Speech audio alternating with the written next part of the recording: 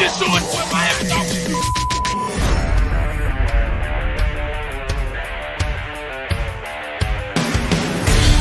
The pressure, he's in trouble. Loses the football. Touchdown!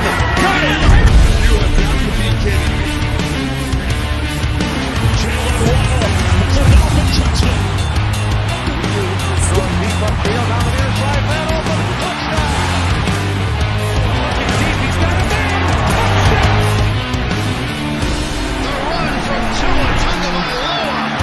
Touchdown! He's going deep. He's got it over the touchdown. Tagovailoa trying to make up for it. Fire to the end zone. Touchdown! Beautiful day to be a Dolphin fan. Let's go!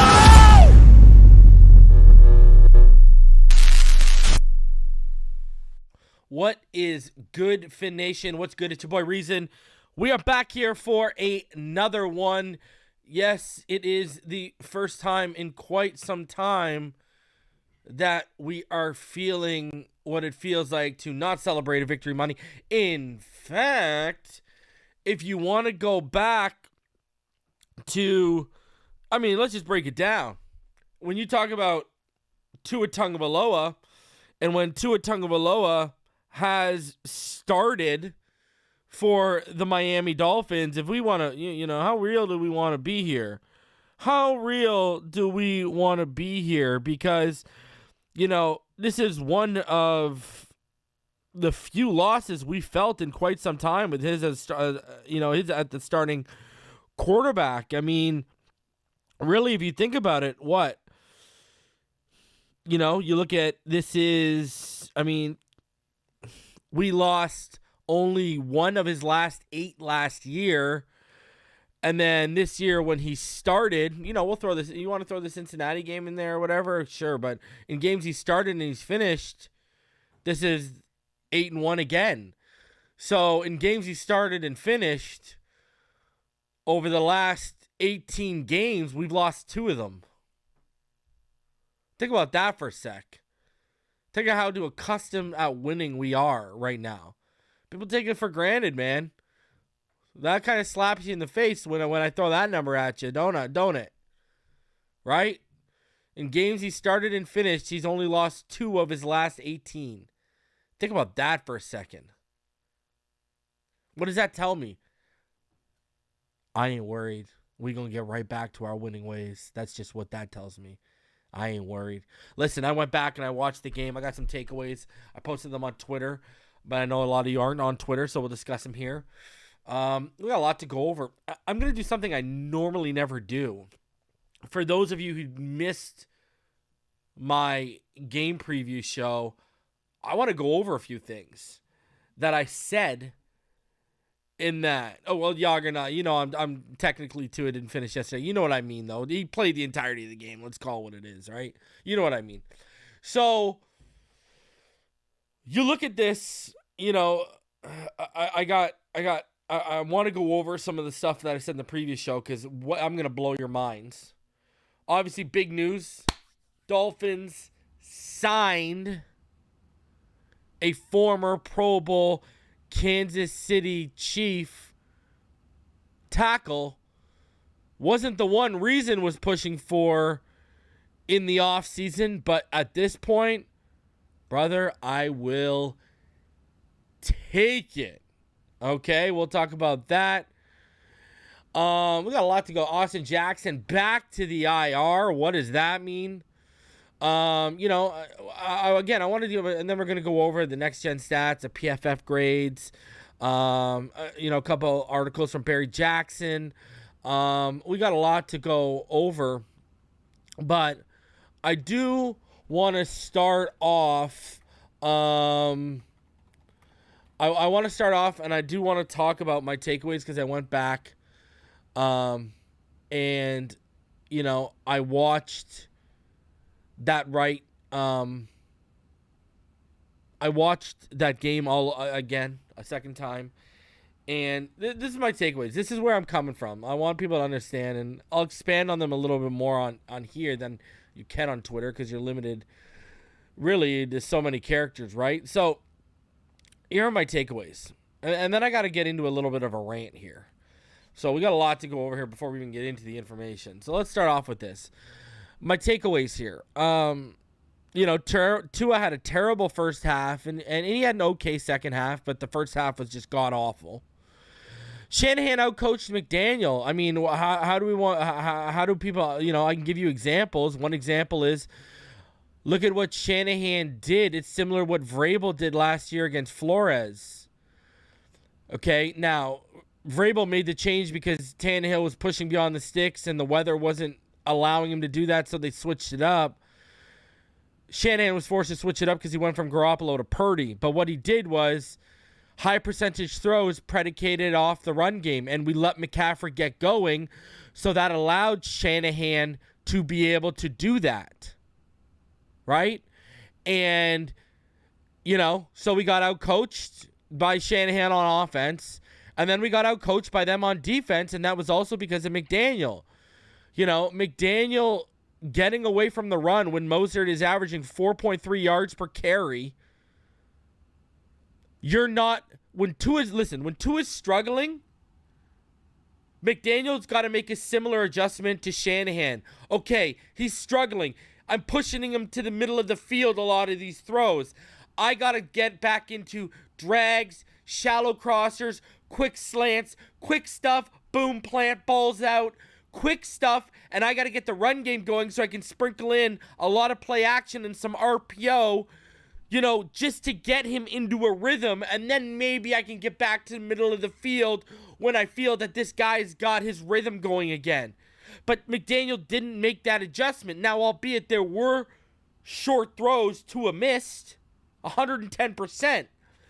But what you had to do was you had to adjust your game plan. You got to have something lock, cock, ready to go. If the run game ain't working, if the pass game ain't working, you always got to have a backup plan. And it was kind of, it was what I went back to with the Tennessee game last year. I didn't like that the weather was bad and we didn't have a bad weather game plan. It was Tua was pushing the ball down the field. What are you doing right now? They collapsed on Waddle. We had no game plan for when they took away Waddle. We had nothing. Duke Johnson was screaming, feed me the ball. We weren't giving him the ball. Alec Ingold, after that one drop, was screaming, feed me the ball. Everything he was doing was high effort, high intensity, and we went away from that. Raheem Mostert averaged over 4.3 yards per carry. Did Mike McDaniel and that coaching staff not see what happened online? These boys, and I said it, don't give them chalkboard material, and they did it with the Tyler Dunn piece, and I'll be having Tyler Dunn on this week to talk about that. They gave him chalkboard material, so you got to give those guys a chance to go out. You knew Wilson and Mostert would play with a chip on their shoulder. You had 9 carries. Only one of them went to Jeff Wilson Jr. Sorry, you had 8 carries. One of them went to Jeff Wilson Jr.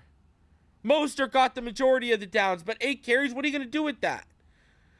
All the linebackers are doing were dropping back into coverage. They weren't worried about they weren't worried about the run. We weren't keeping them honest to the run.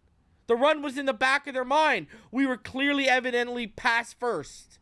And when you got a second level like they do, and I was stressing their front 7 all week.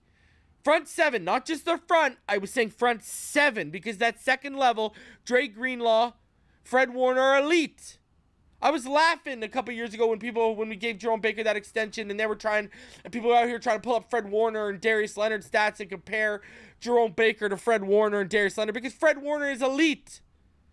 Dre Greenlaw is elite. Go back to my conversation with Eric Crocker, former defensive back in the NFL, Locked On 49ers. Dre Greenlaw was one of the guys we talked about. The guy's a stud.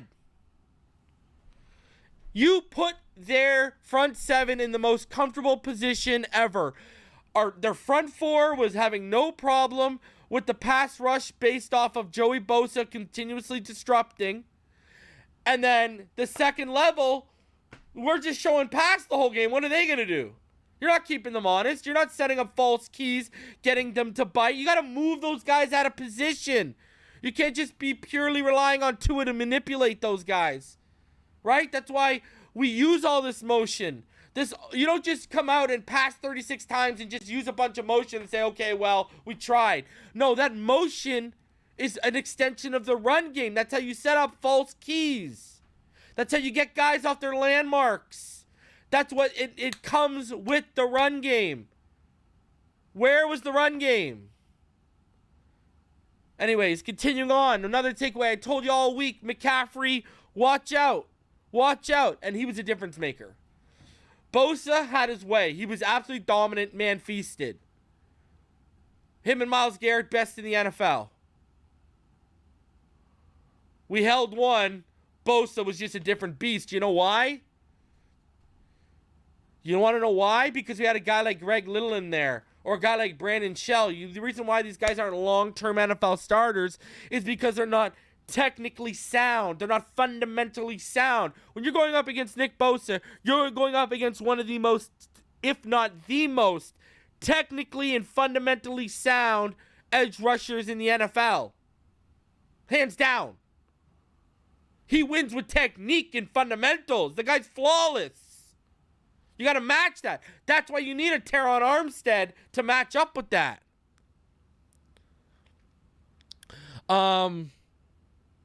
Offensive line, better in the first half, struggled in the second half. Overall, I wouldn't be overly impressed. Allowed 11 pressures. Tua, oddly struggled on third down, and you'll see when we get it, when I relive that preview show a little bit here, he needed to cook on third down. That is something I said. That was one of their deficiencies heading into the game that I pointed out to everyone. That was literally one of the deficiencies. Okay? Remember, coming in, they were 23rd in the NFL on third down defense, allowing a 41.6 conversion clip. We didn't convert one goddamn third down. Unbelievable. Unbelievable. Unacceptable, quite frankly. Referees had some god-awful calls. Listen, that Tua interception, that 1-2 interception doesn't happen if Robert Hunt doesn't get called for this phantom holding call. I don't know what the hell that was, right? Pushed us all the way back. We should have been at like the 13, and we were pushed all the way back to beyond the 30-yard line, and then we were pushing the football. So that hurt us big time. Big time. That pushed us, to the 43, I think? Pushed us all the way back to the 43. We should have been at the 13. It was a 30-yard swing, that one play. So that hurt us. That was bad. Referees just were not great. Second level coverage, struggled on key downs. You saw the deep dig or crosser that came. I haven't watched the film yet. I'll watch it tonight. But that deep dig or cross or whatever that came along on that third down when we had them pushed back wide open right over the second level. Tackling, I've been stressing it. I've been talking about tackling since the preseason. Only platform that's been stressing the tackling of this defense and how shitty it is. I've been talking about this since the preseason. Since the preseason. I've been saying this is an issue. We are now going into week 14 and it's still an issue. Coaching. Come on. And the defense didn't do it itself any favors on third downs. Listen, defense, for the most part, had a pretty good day. But when you look at the second level coverage, when you look at key third downs they gave up, right? That hurt them. And the tackling hurt them big time. The tackling, the second level coverage, and not doing themselves any favors on third downs, that hurt them. Other than that, though, they were good, when they, but it is what it is. Now, my rant, because I'm just seeing this. Some people out here acting like this team is 4-8, not 8-4. What world am I living in right now? What world am I living in? going into this game 8-3. When was the last time Flores had us 8-3? When was Gase never had us 8-3? A lot of y'all that have been only watching since after Marino retired, how many times have you seen a team be 8-3, let alone 8-4? So let's relax. Good players and good teams have bad games. It happens. Mahomes wasn't outerworldly yesterday and they lost. Now, didn't have the turnovers, but he wasn't outerworldly. They lost. You know, go look at that Josh Allen game against the Bills. Sorry, against the Jets. When was that? Let me look at that. What week was that? That was what? Josh Allen absolutely stunk the bed up against the Bills this week. Where was that? It was against the Jets, right? Yeah, against the Jets on November 6th. Right? So what, 5 weeks ago? The guy was 18 of 34 for 205 yards and 2 interceptions against the Jets. I'm just saying.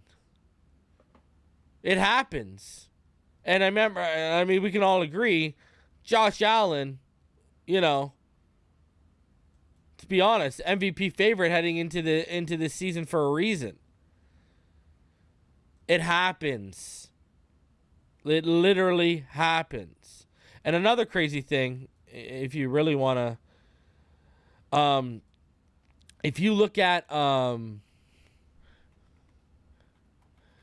quarterbacks against the 49ers this season, and if you look at Tua actually had the second most yards against the 49ers from a passing perspective all season. He had 295 passing yards. The most was Mahomes had 423. But then the second closest to Tua was Stafford, had 254. Sorry, no, I apologize. When the Panthers played the 49ers. When the Panthers played the 49ers, what was that, week 5? I think that was week 5. Yeah, that was week 5. And they got smoked 37-15. But Baker had 215 and Phillip Walker had 60. So together they put up 275. So it took 2 quarterbacks. But the actual next quarterback to him, I apologize. Kyler Murray had 277 yards, but he had no touchdowns and 2 interceptions.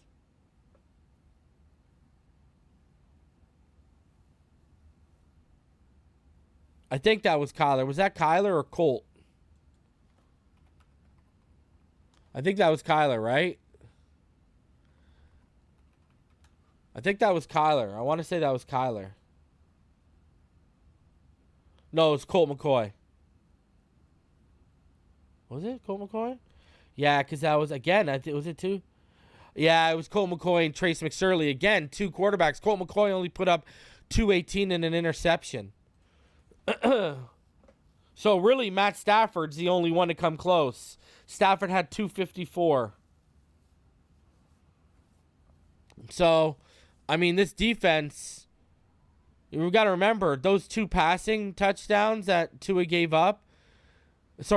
had yesterday, those were the first passing touchdowns they've allowed since week 10. And it was their first multi-passing touchdown game they had allowed since week 7.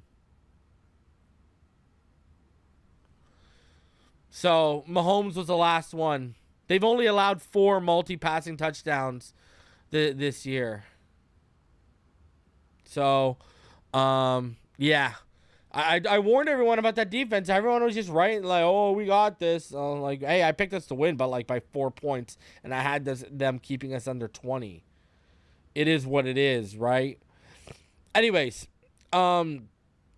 we were the enemy of the clock. You know, another reason why you got to kind of harp on McDaniel for not establishing the run is that would have helped with the clock. Man, Tua's visibly not on. What are you doing? You are consistently stopping the clock when he's throwing these incompletions. That's another reason to invest more into the run. We are stopping the clock against ourselves. Tua's showing you he's off. Run the football. Because one of the strengths of our passing game with Tua, and we talk about this all the time on this channel, one of the biggest strengths of the passing game with Tua is what? Is it that it's an extension of the run game. We keep the clock moving. We keep the clock rolling. We dominate in possession without having to run the football when Tua's on. But when Tua's not on, you got to have a backup plan. That's why we got so dominated That's why we got so dominated. Think about it. You only ran the ball 8 times. And then on top of it, when you look at Tua was 18 of 13. So you had 15 incompletions on top of that. And you only threw the ball 33 times. That's a recipe to be an enemy of the clock. We were an enemy of the clock. I also got to say, one bad game doesn't wipe out the greatness we've seen. Like, why does no one talk about how the Bears defense was the 5th best passing defense in the NFL when Tua lit them up? Why does no one talk about the Texans with the 14th best passing defense? Sure, they were the worst running defense, but we didn't run the ball. They were the 14th best passing defense, and Tua lit them up. And he was making throws he was missing this week routinely against the Texans and the Bears. But no one wants to talk about that. I don't know why. Why? Why do we got short-term amnesia all of a sudden? See, y'all listen to the wrong people who were lumping in bad run defenses as making it out to be, oh, this defense is bad. Or they're a bad scoring defense. Oh, this defense is bad. No, there's different analytics for defenses. There's pass, scoring, third down, run defense. Guys, start watching the real preview show over here on Finside the NFL, because I'm about to show you exactly why. This defense, to me, wasn't held to this standard when it buckled on the road, when Tua and this offense were consistently carrying it again in games against, like, I don't know, the Lions. I don't know, the Chicago Bears. This offense has been carrying us on the road this season when Tua starts. What are we talking about right now? The Ravens game, look at how many points and the comeback that offense had to put together in the Ravens game. Our offense and Tua have been carrying us on the road. The one game Tua has a bad game, while our defense has had multiple, almost a handful of we're almost at literally calling it more than a handful of bad games on the road right now. But why isn't our defense being held to this standard? Remember, guys, there's not many changes, and this was the same defense last year that y'all were telling me was a championship defense. Why isn't it being held to this standard? X is still there. Jalen's still there. We added Bradley Chubb. He's a bigger impact player than what Byron Jones is. Now, Byron Jones might have a bigger, impact to what we can do schematically. But if we're talking just hands down talent, who impacts an offense more regularly, Bradley Chubb or Byron Jones, is Bradley Chubb. Right? We gave Ogbell that money. Drafted Channing Tindall. McDaniel, an offensive coach, his first ever draft pick was a linebacker. So why isn't it being held to the same standard when it's buckled on the road against subpar teams multiple times, but Tua is out here facing the best defense in the NFL, which I was trying to tell y'all all week that that's what this was. The best defense in the NFL, and that same energy isn't being kept. Why is that? And where were all you when Tua was balling and bailing out the defense? Where was this same energy? Where were all of you when Tua was bailing this defense out? Where? Tell me where.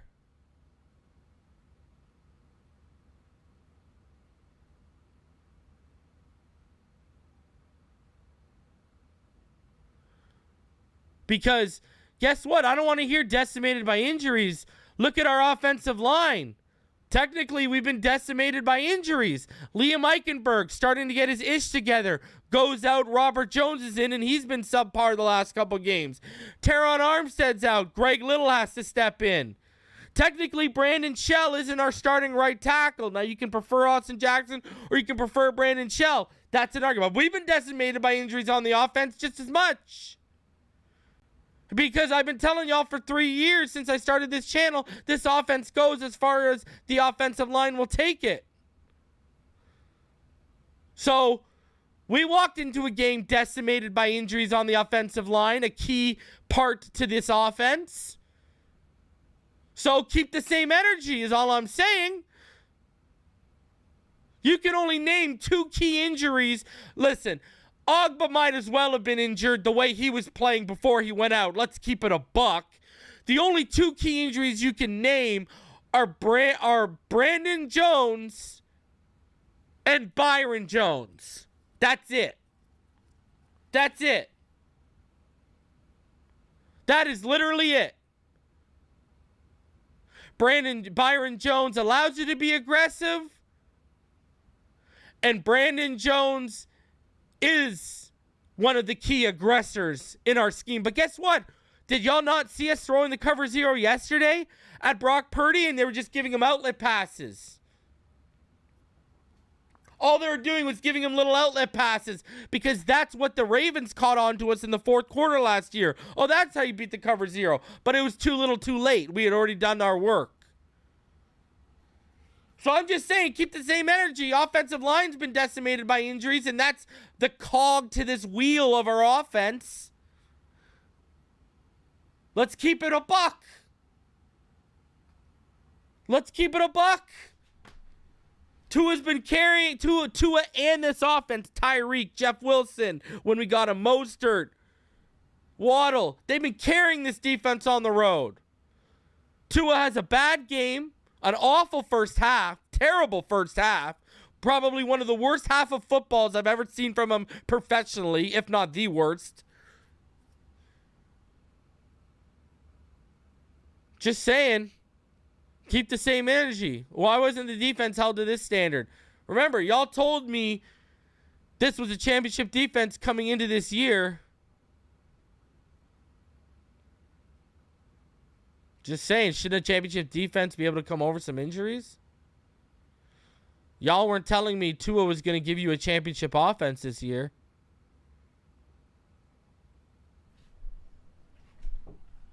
Just saying. I'm not seeing a lot of the same energy kept. Woo! Gotcha, didn't I? Huh? Gotcha. Gotcha. Love it. Love it. Didn't think reason was going to come with that one, did you? But I did. So, it is what it is. Listen, at the end of the day, guess what? It all starts with Tua yesterday. He makes 2 key throws, 1 to Waddle, 1 to Wilson. We're up 24-10. The game's over. Our defense is playing with a lead. So, listen, Tua has a lot of blame to shoulder for the L yesterday. A lot of blame. He was awful in that first half, and he missed those key, efficient throws he usually makes that would have been a difference maker. Because what do I talk about when I talk about efficiency? one of the things I talk about when I talk about efficiency is making the throws when the defense presents them that can help change the course of the outcome of the game. Usually there can be anywhere from 3 to 5 to 6 of those throws. Well, there were 2 very glaring ones that Tua missed early on, and there were more as the game progressed, but 2 early on where if he makes those, we're up 24-10, game's out of reach, and we're laughing. And then we can just run the football, hopefully, and then just kill the clock. But Tua, listen, I say all of what I said earlier in terms of keeping the defense to the same standard, all that to still say Tua was awful yesterday, and Tua shoulders a ton of the blame for why we took that L for his play in the first half. It is what it is. And Tua Tagovailoa, I'm sure, will be the first to admit it, as you saw in his presser. I ain't going to shy away from it.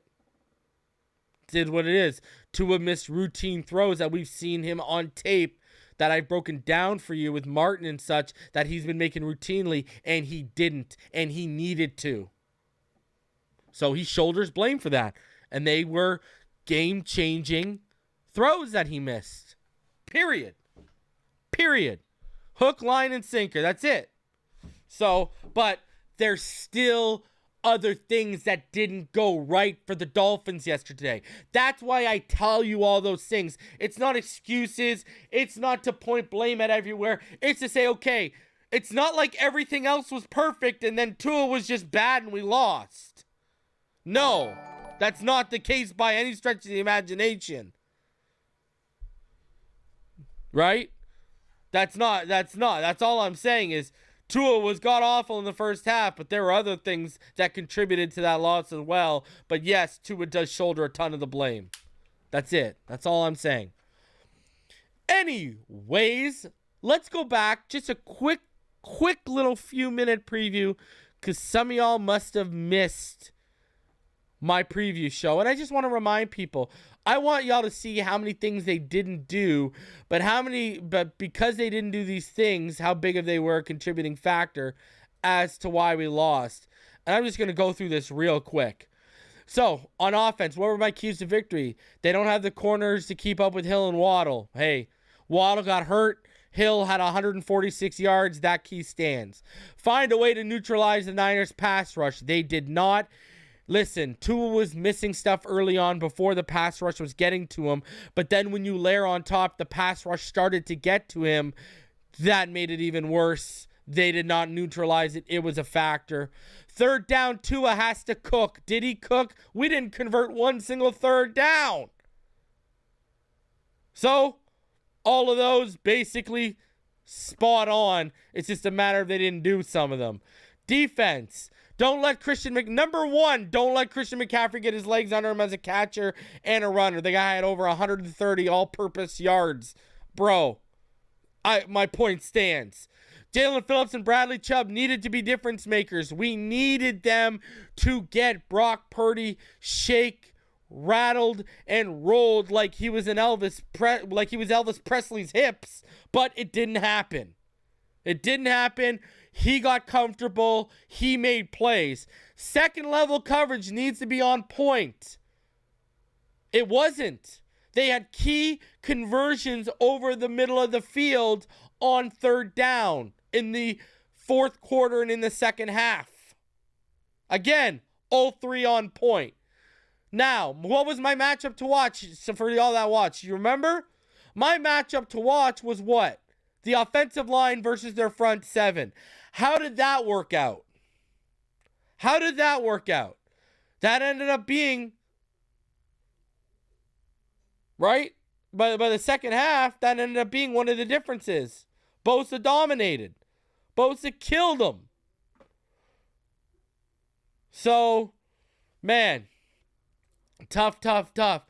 Bro, you say those keys hoping they're going to all click on all cylinders and convert them. You don't list those keys thinking they're going to whiff on all of them, and because they whiffed on a lot of those, they end up becoming contributing factors to why they take the L. Unbelievable. Terrible.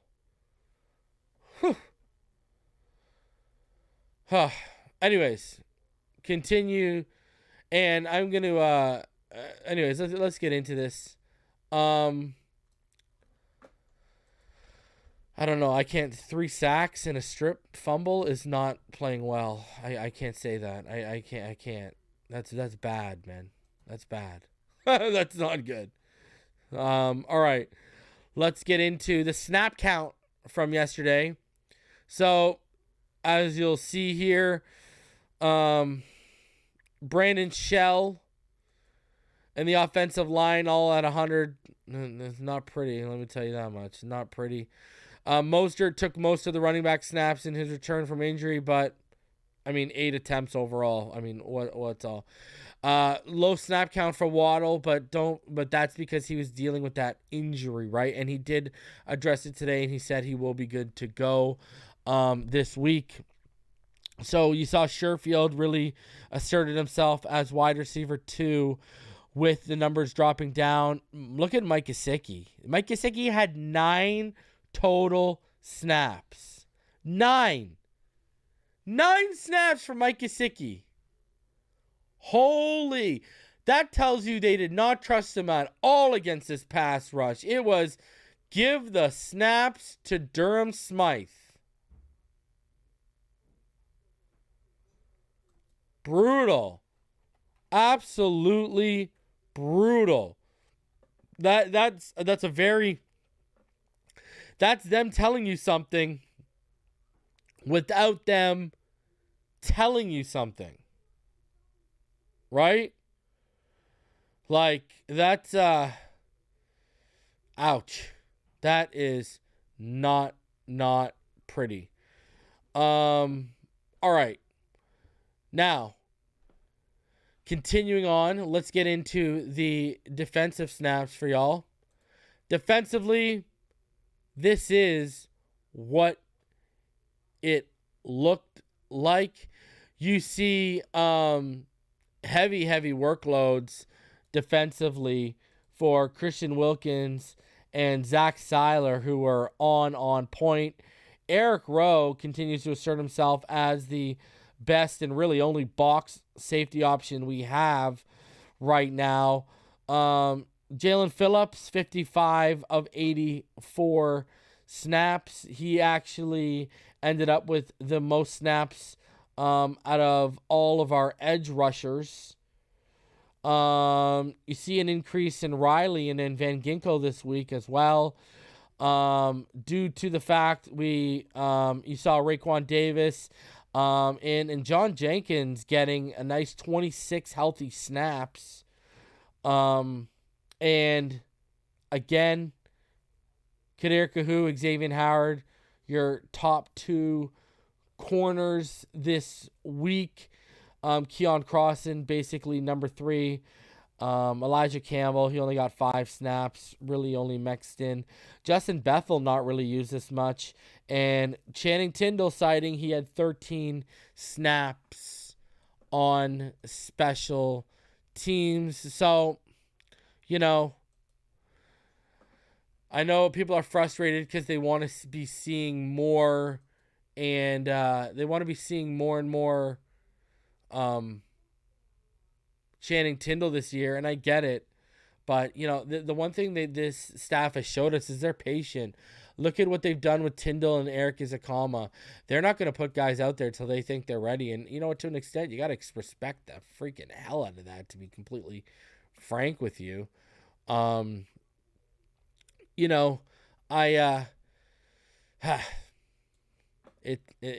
is what it is, man. It is what it is.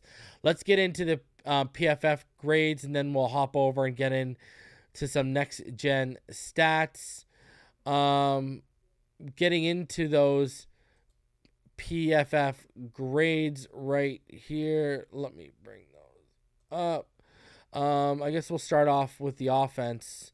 You see Tyreek Hill, your top graded offensive player, at a 90.4. Brandon Shell at a 73.9.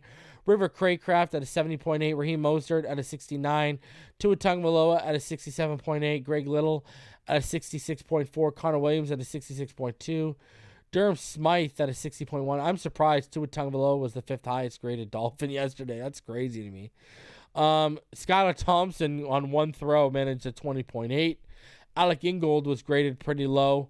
He had a 47.9. Jeff Wilson had a 48.9. Mike Gesicki had a 51.3. Robert Jones had a 51.3 as well.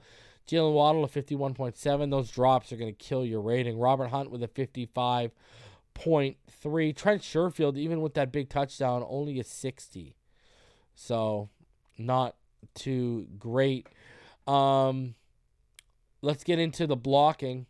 So, the Miami Dolphins allowed 11 pressures yesterday. They allowed 3 sacks, 3 hits, and a total of 3 hurries. Now, why does this matter? Well, I'm going to tell you why. So, let's go. You look at it's a big drop off. I mean, we go from only allowing about 5 or 6 pressures a game to 11, almost doubled. And what's crazy is, yes, it's only 11 pressures, but 3 of those are sacks. So basically, a little over a quarter of your pressures were turned into sacks yesterday. That's not good. I mean, I know it was against the Texans. Against, what was the last game he was out? The Vikings, sorry. He was out against the Vikings, right? With Terron Armstead. He didn't play against the Vikings, I'm pretty sure. Let me just see here. He didn't play against the Vikings. No, he didn't play against the Vikings. And we gave up 22 pressures. Now, Greg Little gave up 11 pressures against the Vikings and obviously was better this time around. But again, we gave up 22 pressures, but we only allowed 3 sacks on those 22 pressures. This time around, we allowed 3 sacks on 11 pressures. So, half the pressures, but basically double the sack rate. That tells you on if we would have given up 22 pressures this time, we would have been on pace for allowing 6 sacks. Right? So, and all those sacks last time came off Greg Little. This time around, Brandon Shell, Jeff Wilson, and Connor Williams are the ones who gave up sacks.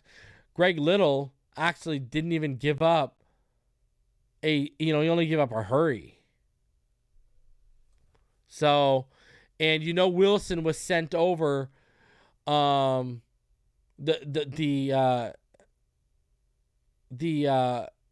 was sent over to help. The interior was an issue yesterday too.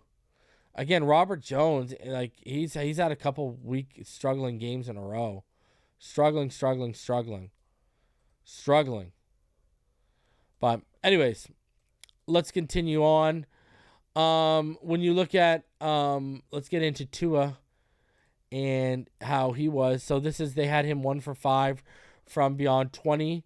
From beyond 10, they had him 9 of 15 from the line of scrimmage to the 10-yard line. They had him 5 of 9, and then behind the line of scrimmage, he was 3 for 3. When Tua was kept clean yesterday, he was 15 of 26 for a 57.7 completion percentage for 257 yards and a 9.9 yards per attempt, 2 touchdowns, 1 interception. His average depth of target was actually 11.1. So again, pushing the football. See, look at his average depth of target numbers, some of the highest we've seen all year. And adjusted completion percentage was 64. When you add in batted throws and drops, his adjusted completion percentage is actually 64%. When he was under pressure, he was 3 of 7 for a 42.9 completion percentage and an interception. 38 yards. His yards per attempt was 5.4. And his average depth of target was 13.4. So he was even pushing it deeper when he was under pressure. you look at him on play action yesterday, he was 14 of 21 for 139 yards and an interception. Straight dropbacks, he was 4 of 12 for 156 yards, 2 touchdowns, and an interception. His completion percentage on play action was 66.7% compared to 33.3%. Adjusted completion percentage was 71.4% on play action as opposed to 36.4% on no play action. So again, a game, if you've been following weekly, we usually see him strong on pure dropbacks, and he struggled. Again, sure, he had the interception, but again, this is showing you set him up off the run with play action and stuff yesterday. So, is what it is. Absolutely struggled yesterday. Tua was awful. Nothing else to really say about it other than the fact he was awful. He was not good. Awful first half, okay second half, but the damage had already been done in the first half. Now, defensively, Elijah Campbell had 5 snaps and managed a 90.4 defensive grade. Keon Crossan had 25 snaps and had a 78.6. Christian Wilkins, who was dominant yesterday, somehow managed only a 77.9. Like, the grade does not match what Christian Wilkins looked like, yesterday. John Jenkins, who was actually making some noise, had a 75.7 grade. And Jerome Baker had a 72.5. Javon Holland had a 68.7, as did Xavier Howard. Jalen Phillips had a 16.5. At the bottom, Duke Riley had a 25.7. Bradley Chubb had a 32.2. Raekwon Davis had a 45.4. Kader Kohu had a 54.7. And Justin Simmer had a 57.8. So really nothing overly to write home about. Let's look at the coverage matchups this week. You look at Kader Kohu. He was targeted 8 times, allowed 5 receptions for 36 yards, a first down, and he also had a drop. So it should have been 6 for 8. Brandon Ayuk had a drop. Xavier Howard targeted 7 times, allowed 4 receptions for 59 yards, 3 first downs, but he had an interception and a pass breakup as well. 1 on Debo, and the interception came against Brandon Ayuk. Duke Riley targeted 4 times, allowed 4 receptions for 67 yards. Every single target went for 4 first downs. So there you go, linebacker in coverage, second level coverage. Jerome Baker targeted 4 times, allowed 3 receptions for 11 yards and a first down. Eric Rowe allowed 2 receptions on 3 targets for 28 yards and a first down. Also had a pass breakup. Javon Holland allowed 3 receptions on 3 targets for 23 yards, 2 first downs, and the touchdown to Kyle Juszczyk was charged against him, even though the scheme had him 8 yards deep in the end zone off him. Elijah Campbell, 2 targets against, allowed 2 receptions for 6 yards. Bradley Chubb, when dropped into coverage, allowed 1 reception on 2 targets for a first down off of 14 yards from Tyler Kroft. Landon Roberts targeted in coverage twice, allowed 1 reception for a first down and a touchdown to Christian McCaffrey. Jalen Phillips targeted once, allowed no receptions. Van Ginkel targeted once, allowed 1 reception for 9 yards. So, you see, linebackers struggled in coverage yesterday. Is what it is, though. Knew that would happen. So, those are your PFF grades for Miami. Let's get into the passing charts. We will start off with Brock Purdy. And this is what Brock Purdy did yesterday against the Dolphins. I mean, nothing really significant or moving the needle. I mean, he had 1 completion beyond 15 yards yesterday out of 4 attempts. He had 1 interception and 1 completion, and the completion was like at 16 yards. Everything was in front of 15 yards. What did I say to all y'all yesterday? I didn't need to see this chart. Everything was high percentage, predicated off the run. A lot of play action, and that kept them 5 of 37 for 210 yards, 2 touchdowns, and an interception. Now, what did Tua look like? Pushing it a lot more beyond 15 yards. And just spotty, man. Really spotty to that open side, too, which is the craziest part of it all. And though one of his picks came to that side as well, but just spotty. 18 of 33 for 295, 2 touchdowns and 2 picks. But, hey, again, he was pushing the ball. You know? Albeit beyond 15 yards. I mean, according to Next Gen Stats, he was 5 of 10 for a touchdown. So, just pushing it. And even beyond 10 yards, he wasn't that good. If you even just go to 10 yards and beyond, he wasn't that good. Right? And we'll look at it when we get into the Next Gen Stats, which are up next. Yeah, just overall, I mean, what can I say? Overall, nothing to write home about, right? Just nothing to write home about for either passing chart, really. Passing charts, put things into perspective and really show all y'all just how much, the fugaziness can't be forgotten, right? So let's head on over to,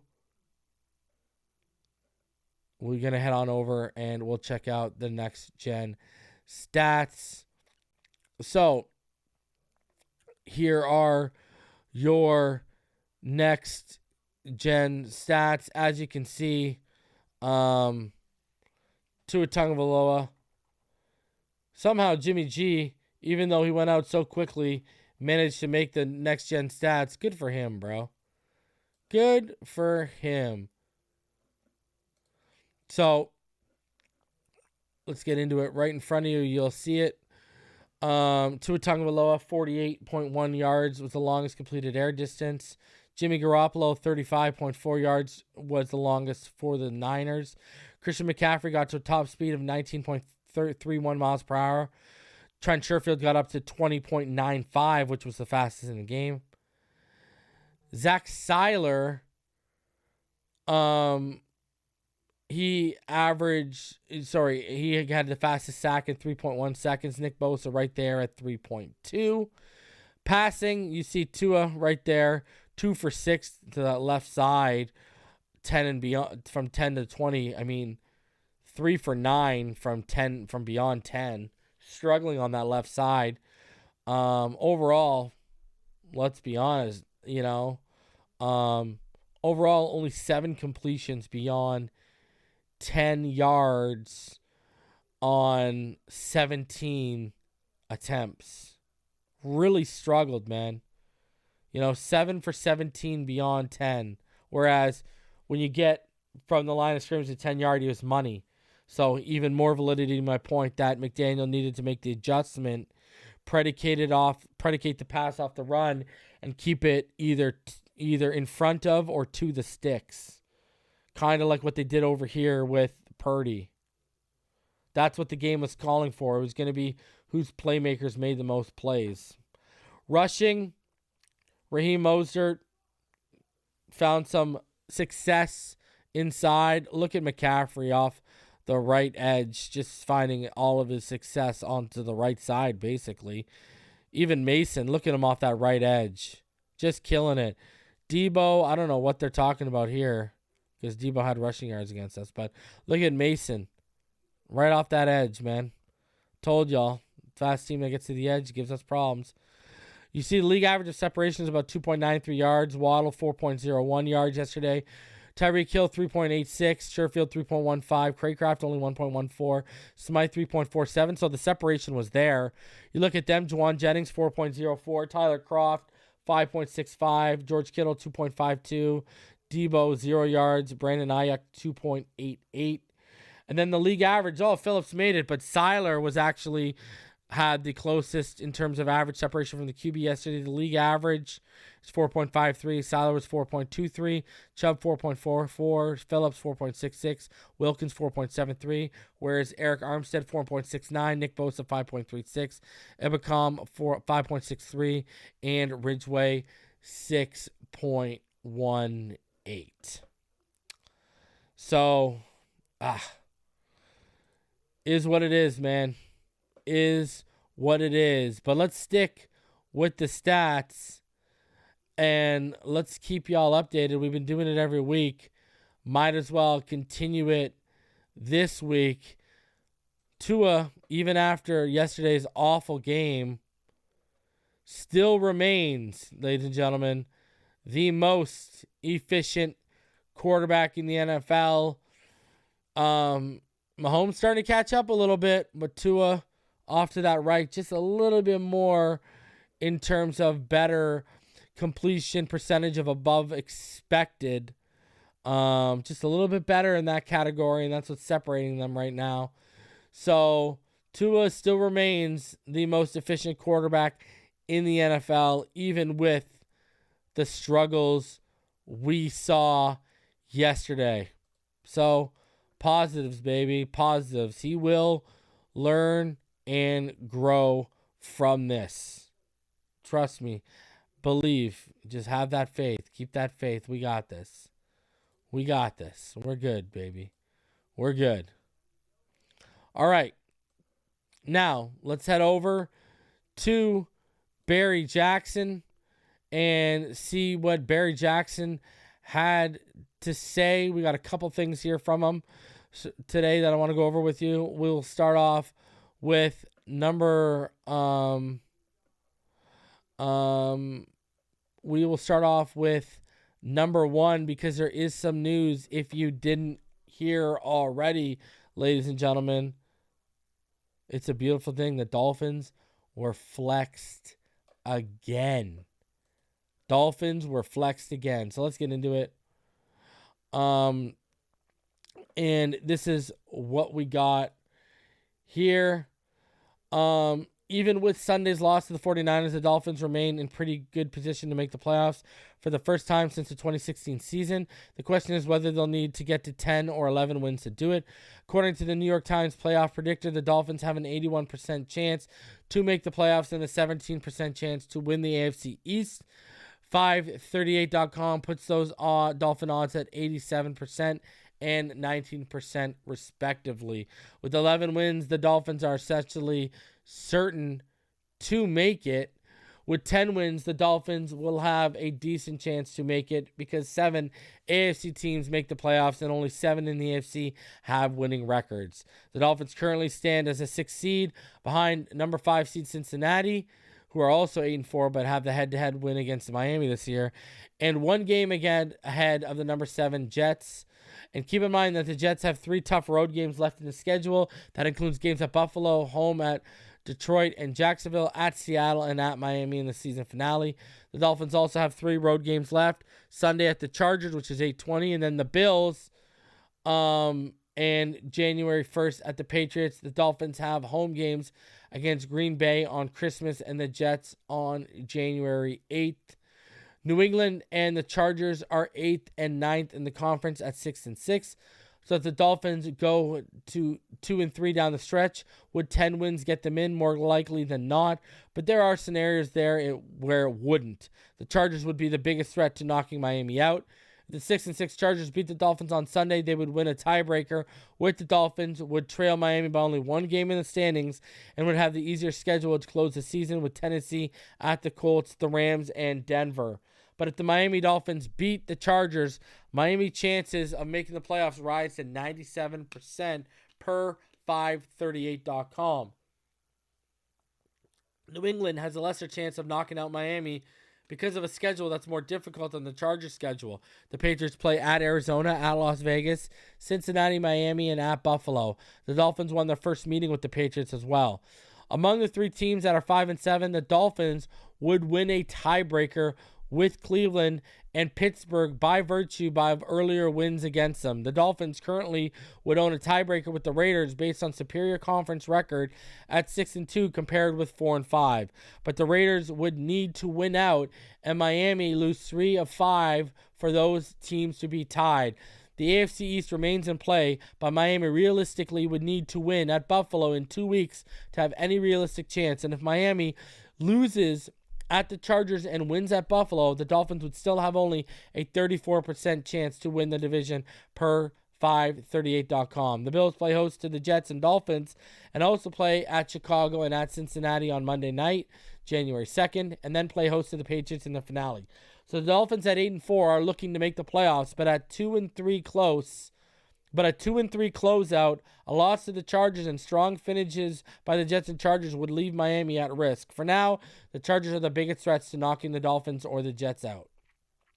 But if the Dolphins lose to the Chargers and Bills and then beat the Packers, Patriots, and Jets, the Chargers would need to win out to jump the Dolphins in a battle for a wild card. And even in that scenario, the Dolphins very likely would make the playoffs ahead of the Jets. Quarterback, the Dolphins listed Tagovailoa as having an ankle injury when he left the game late against the 49ers, but the injury is not serious and is expected to be starting against the Chargers. Raheem Mostert, back from missing a week with an injury, he had more carries than Jeff Wilson and played more snaps than Alec Ingold. Tyreek Hill, he right now is just 9 yards away from breaking Mark Clayton's single-season Dolphins record for receiving yards, which was set in 1984. He also leads the NFL in the category. He's 102 yards ahead of Justin Jefferson. Hill leads the NFL with 96 receptions as well. Among players with at least 50 catches, Jalen Waddle leads the league in average yards per catch at 17.1. Waddle played limited snaps yesterday because of that leg injury. Sherfield's touchdown on a 70-yard catch was the fastest into a game in Dolphins history and the fastest score in an NFL game since 2016. The Dolphins' offensive line allowed a pressure rate of 10.8%, which was the third lowest mark of the season. Mike Gesicki's, but when they turn into sacks, I mean, what does that matter, right? Mike Gesicki's first target in 2 games resulted in that key catch that was ruled not a catch on first down. Gesicki played a season-low 9 snaps compared with 27 for Durham Smythe.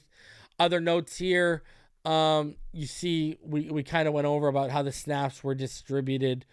But another thing I want to get into, and I wanted to show you guys before we do get here, is the Miami Dolphins and the Bills was flexed.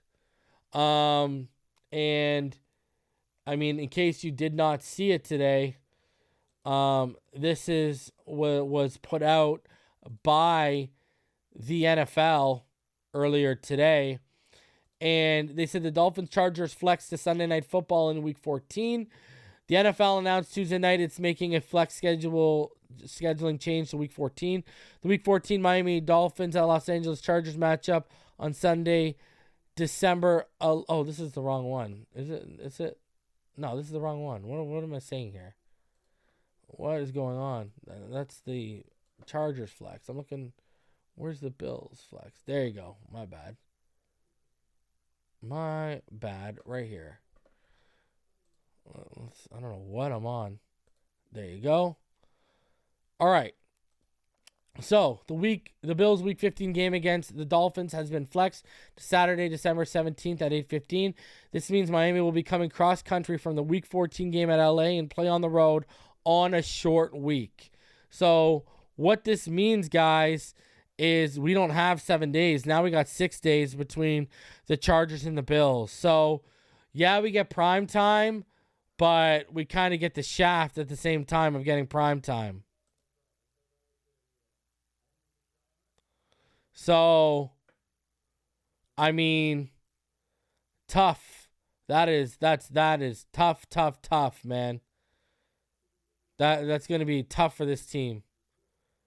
It is what it is, though. I mean, you're gonna have to make the most of it. You're gonna have to win these games.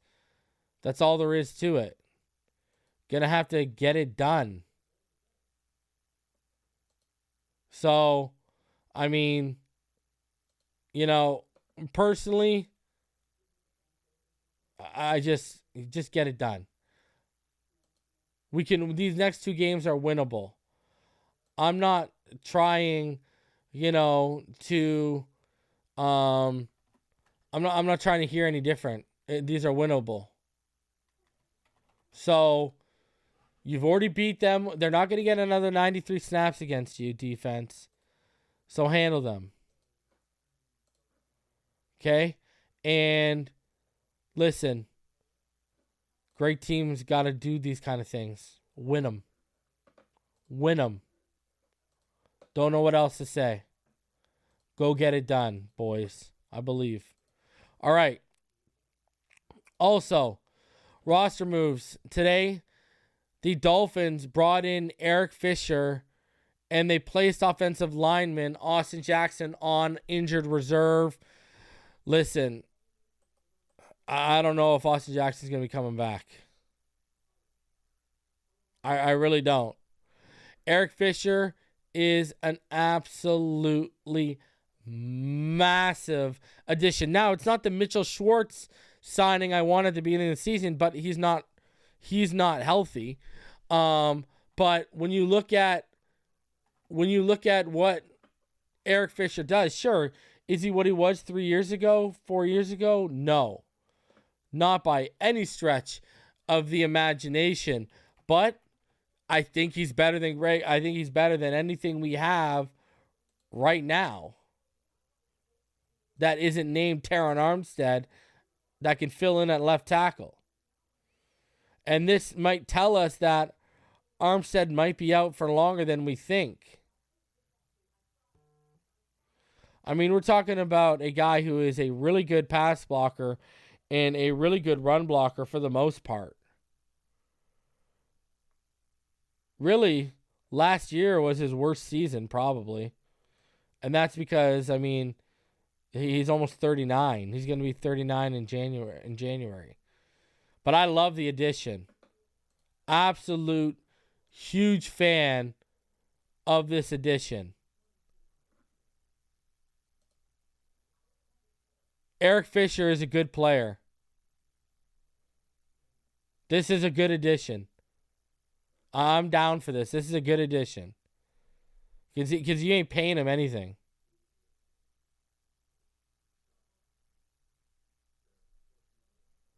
And, I mean, this gives us depth. I mean, if Terron Armstead is down, this gives us a much better option than Greg Little. A much better option.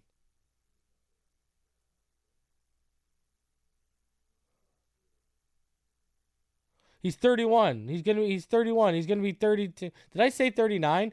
He's 31. He's going to be 32. He's going to be 32 in January. Did I say 39? Did I really say 39? Yeah, he's 31. He's not 39. He's going to be 32 in January. January 5th, he will be 32. He's technically 31.9 years old. He's 31. He'll be 32 in January. I said 39, though. I'm pretty sure I did say 39. That's hilarious. Man, even if he was 39, he'd still probably be better than what we're getting right now, huh? Let's be honest with ourselves. And then McDaniel today, he said some interesting things, and he actually talked about Fisher, and he actually talked about how this is something they'd been working on before Terron's injury. But I mean, I would too, because Terron Armstead, you always got to have someone just in case. I did say 39. No, he's 31. He's going to be 32. All right, let's see let's see this. So, Dolphins coach Mike McDaniel said he anticipates quarterback Tua Tagovailoa playing on Sunday amid an ankle injury, and said tackle Terron Armstead is optimistic that he will be playing. Wow. Huge potential news. Shout out to the Watch Mystery. Says, I'm still hungover from all the bourbon I drank yesterday. Jesus, let's hope Tua never plays like that again. Brother, say 3 Hail Marys that it never happens again. I'm right there with you. And take some Tylenol, kid. Take some Tylenol. Oh man, that's hilarious. Shout out to the watch, Mister. Yesterday was the first time, finally. Oh man, I brought that back up. Finally,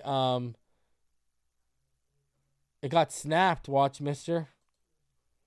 Your streak got snapped.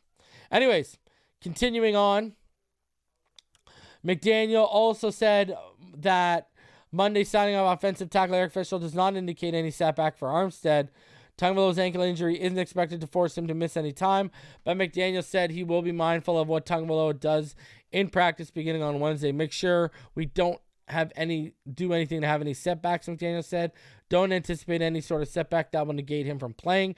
Armstead has missed 1 game with a pectoral strain and is working to get back on Sunday. Greg Little started left tackle in place on Sunday for the 49ers. Armstead is optimistic to play in this upcoming game, McDaniel said. I feel pretty good about where he's at. He was pretty close this past week, relatively. He continues to defy normal timelines with injuries that would keep a lesser athlete out longer. I expect him to get some work in practice this week. I don't know exactly what day. Every day is so important for that healing process.